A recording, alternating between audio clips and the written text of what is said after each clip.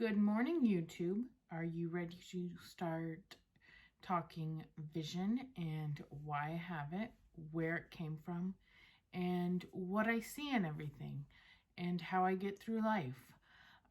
Well, let's go.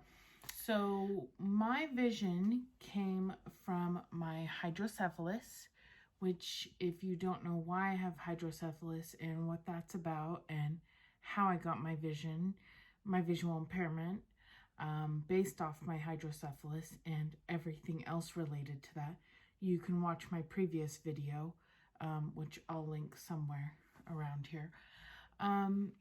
But I have optic nerve damage, which if you want to relate that to the brain and everything, if you think of a connection between a desktop and a monitor, the desktop being the brain and the monitor being your eyeball, the optic nerve is the wires that go between your desktop monitor and the hard drive, if I can talk.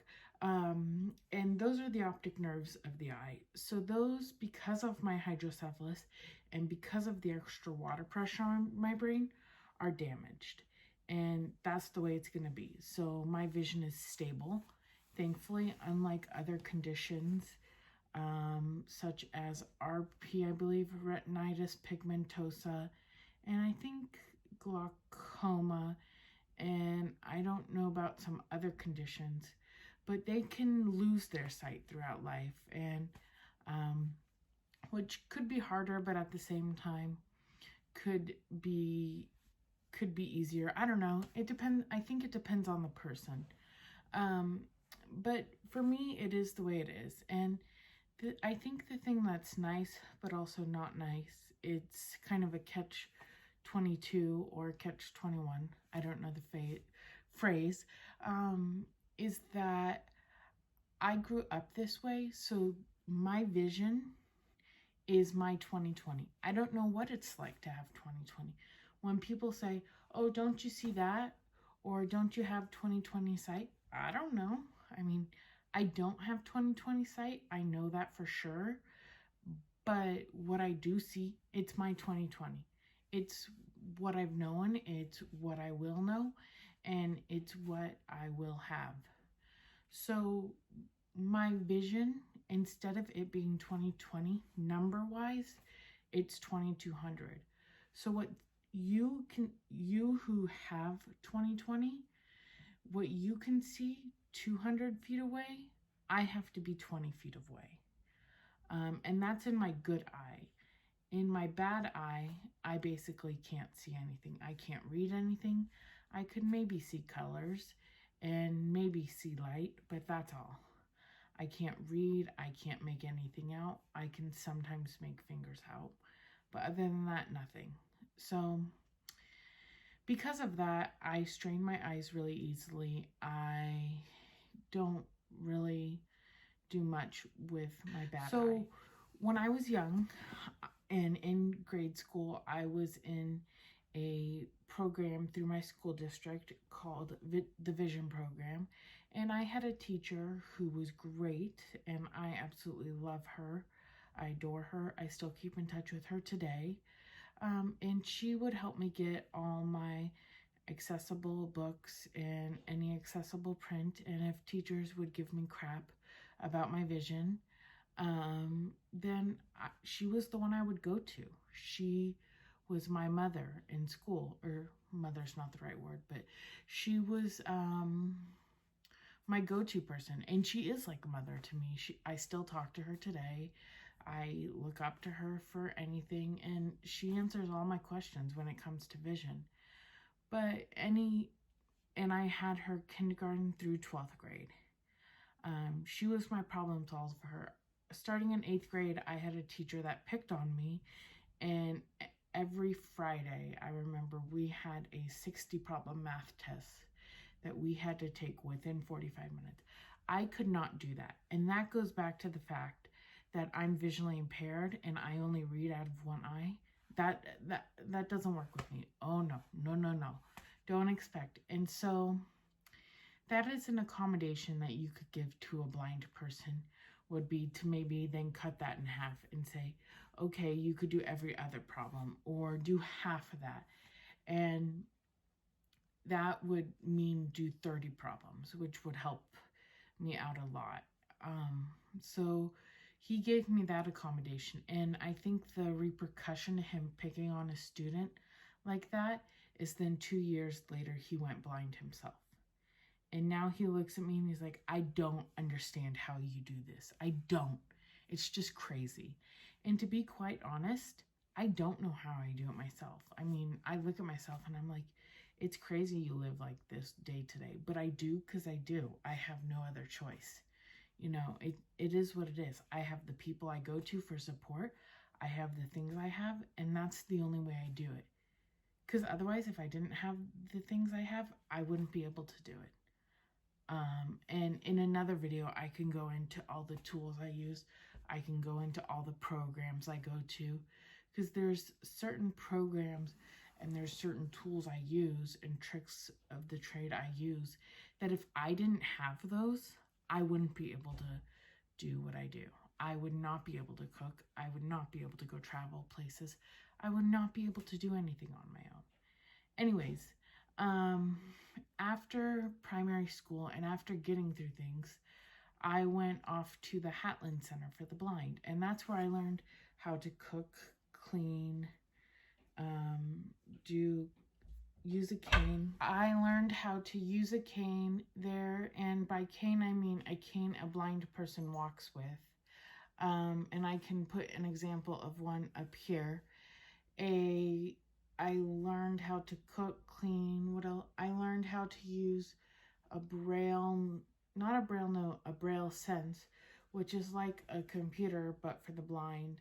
I learned Braille mostly there, and I just learned to be independent there. I learned to pay rent. It's a very different program today than it was, because there's different programs that own it now and they do it differently. But after I graduated from that program, I went and I lived on my own for about 8 or 9 years, and that was nice. I really enjoyed that. And I went to a different community college every few years because I wasn't successful at where I went to after. I wasn't successful after a few years in each college, and things happened. And then I want to say 2018, I tried to go to a school in Vermont, and they weren't very accommodating for my vision. They did not understand that just because you can be accommodating because of one disability doesn't mean you can't be accommodating because of another. You have to accommodate every disability for a person to feel welcome. You have to accommodate everything. And if you need help accommodating, then I can help you. I'm willing to teach you. I'm willing to educate you.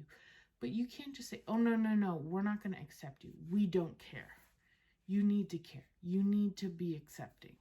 And that's the problem. And that's why I'm not there anymore. I'm actually going to school in Denver, and I'm perfectly successful there. I'm actually not in Denver at the moment, although I wish I was, but I am still continuing school online.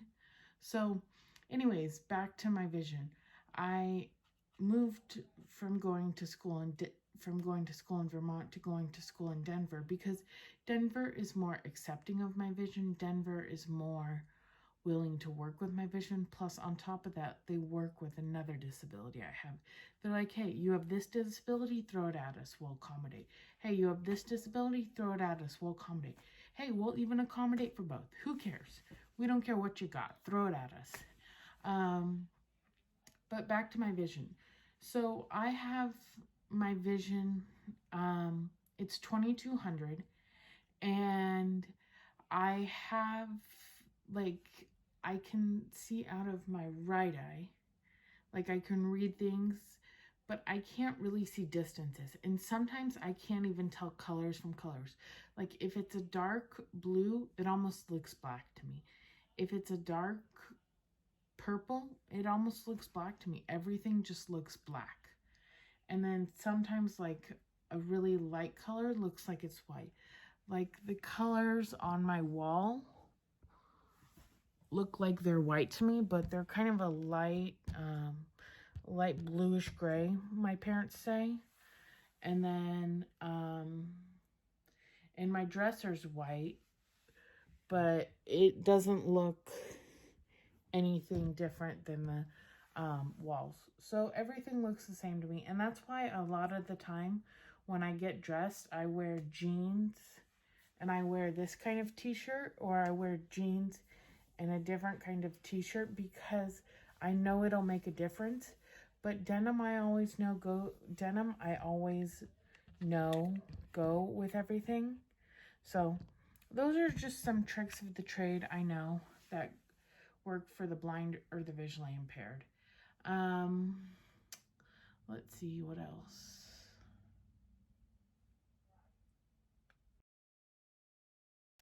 I started using my cane in 5th grade, and that's when I first learned how to use it, although I personally hated my cane. So I will go into another video about this, but today I do not use my cane. I use a lovely guide dog, and that is a whole nother story on its own. So that I can go to on another video of how I got it, what I had to go through to get it, and how many dogs I have. At the moment, I have a female black lab, and I got her from a school not near me, and I can go into that story. Having a guide dog is a lovely and enjoyable experience, but it's also hard. You have to take on a lot of responsibility for a guide dog, and not just anybody gets one. It's a difficult experience, and you have to be willing to commit to it. It's a responsibility, it's a lifestyle, but it's also fun. It's also enjoyable. You will have your funny moments, but also you will have your goofy moments, and you will have times you will be frustrated. Like this morning, I went on a walk with my dog, and I got very frustrated with her. She was not behaving the way I expected her to, and she was not listening to me. But that's fine, you know? Like humans, dogs have a mind of their own. So it is what it is.